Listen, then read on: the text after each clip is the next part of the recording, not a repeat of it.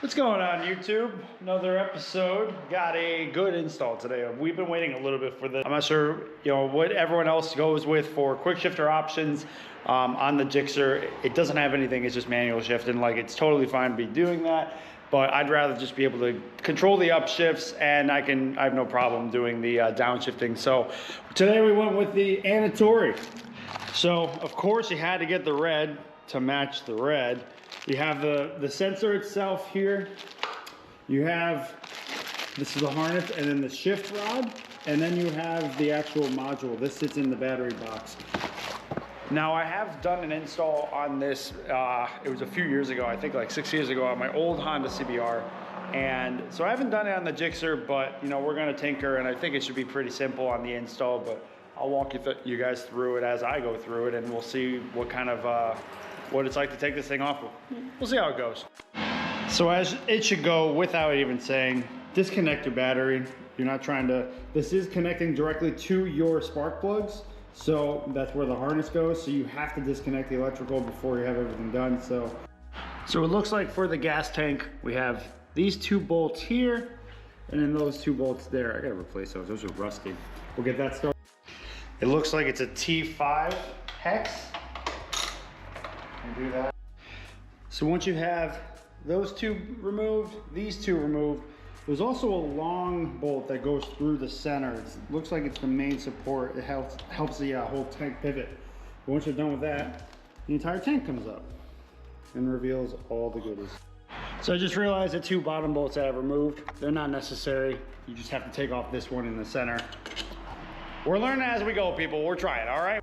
So it looks like underneath there's 4 connections. So you have obviously the main fuel line, you have the electrical, and you have these 2 vacuum lines. I would take a picture of this. Obviously these 2 are easy, they just go right to each other, but the vacuum lines, just so you don't mix them up, just to make sure you put everything back together the way it was. Now luckily the vacuum lines are different sizes, so you can pretty easily just tell which one goes where. Fuel line is an easy unclip on the bottom, and then you have the electrical, and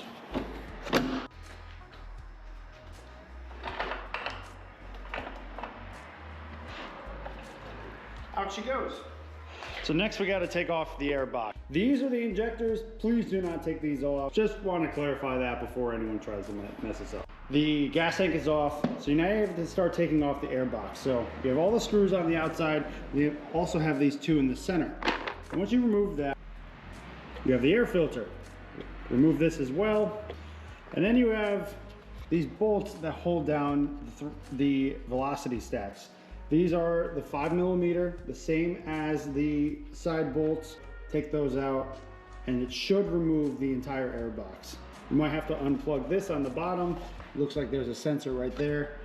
So once you loosen those, take out the velocity stacks. Please make sure you keep the orientation correct so you know which way it goes back in. Start removing these vacuum lines, keep working. Undid also, took out the sensor on this side. There's one other vacuum line here, and the whole air box comes out. So once this is all cleared up, you now have access to your coils. But now you set up the harness, get the harness set up, get everything wired while it's apart like this. Okay, so here's the kit. So Annitori, this is the piece that connects, it sits right below your seat, right next to the battery. You of course have your shift rod that sits below the sensor itself. I went with the red. And then you have the harness. So here's how everything is gonna get installed. Annitori, from what I'm aware, you want the wire coming up. So you want it aiming upwards. This plug will go into this harness here for the box. This will continue to the coils, and you want everything, you try to run it as cleanly as you can, and we'll install that and keep going. Okay, so this is the first part of the harness. So you have 8 plugs from the Annitori harness. 1 plug goes into the coil, the other one is a jumper for the harness. So because the system cuts spark to the coils for you to shift your gears. Like I said, this part of the harness is going to be snaking back into the bike. So try to make sure you don't obstruct anything. I would just run it along the side, underneath, so you're not hitting anything else. You want to be as like I said, as clean as you can do this, and just don't obstruct anything. Don't get in the way of any moving parts or anything that has to get reinstalled. Okay, so I've been tinkering with the sensor. So the trick is with this, you're gonna wanna sit on the bike afterwards, but you obviously just, install it. You're gonna run the wire up here to be able to connect to the box, but you wanna make sure that there's no, you can shift it well, and there's nothing that's hitting, there's nothing obstructing, but you can play with the position of your shifter later on. You just gotta, make sure the whole system's good.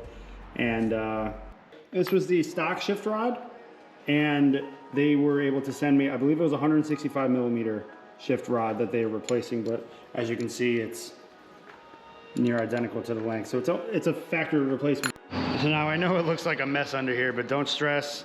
It's pretty simple. We got most of it done. So the only remaining piece that we have to connect is this, where we're gonna connect it directly to the battery.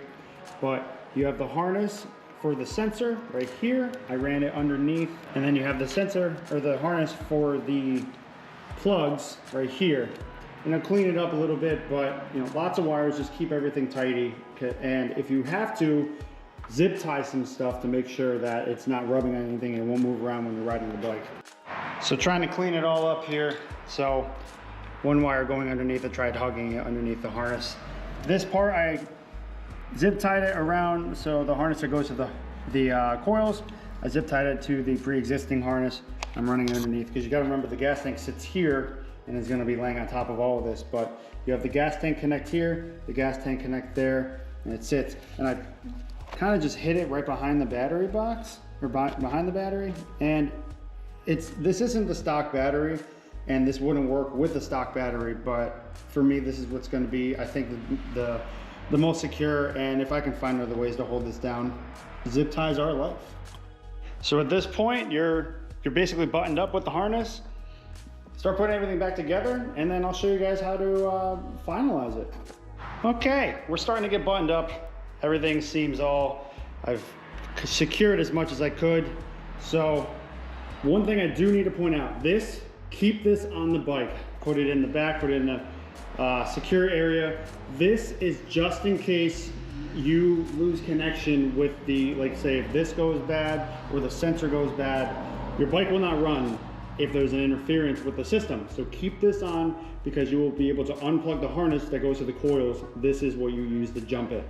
So keep that on you at all times, just in case. I mean, I've heard nothing but good things about Annitori, and I've used them before, and their customer service is also top tier, but just in case, keep this on you. And the final check to make sure, so when you have power to the Annitori, it's connected right there. So I just gotta button this up, and I'll show you guys the app in a second. Okay, and we're done. Annitori app, that's what we gotta talk about, because this is where all the fun happens. So, why am I so cheesy? So you have different things in here. So kill time is the cut time between the coils that they use between gears. So that's the one that you're gonna be adjusting a lot. Kill time, I would just do with 50 milliseconds.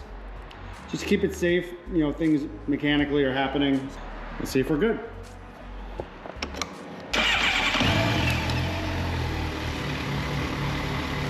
Not in here.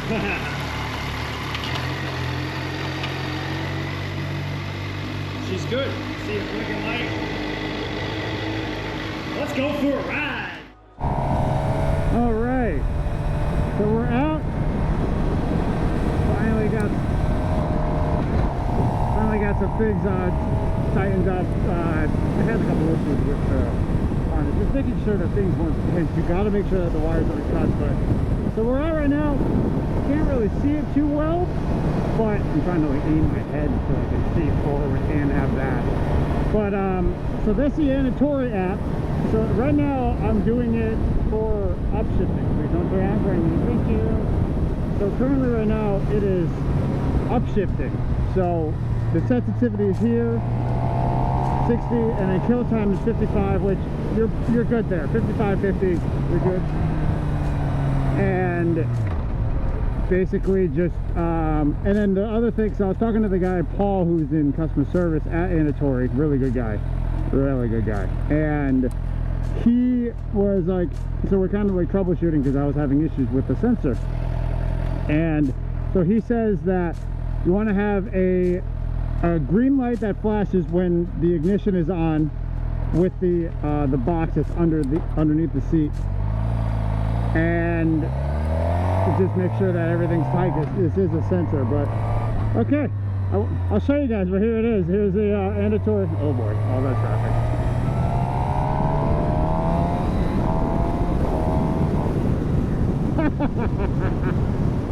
Oh, I missed it so much. And obviously, like I said, it does not have the auto blip, so you will be doing downshifting by hand, but that's okay.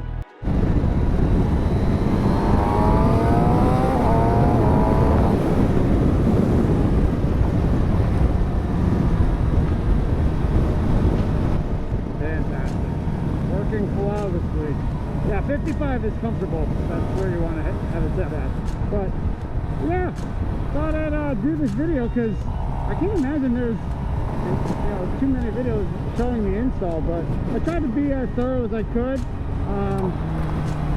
explaining as much as I can, and hopefully this helps some of you guys. But this is definitely a worthwhile mod. It's definitely a worthwhile mod. It's just, when you're shifting like in a turn, even though you shouldn't be shifting if you're in like a hard lean, it unsettles the bike. So at least with a quick shifter, you're minimizing any like wiggle that you might be having, and it's it's just obviously it increases performance because you're shifting faster. It's just an all-around good mod, and it's affordable. This one was 230 bucks sent to my door. So you guys, thank you. Appreciate you guys checking in. I'll be doing like posts like this because I'm going to do some minor mods to this bike, but nothing crazy. So, but hope you guys all have a good weekend.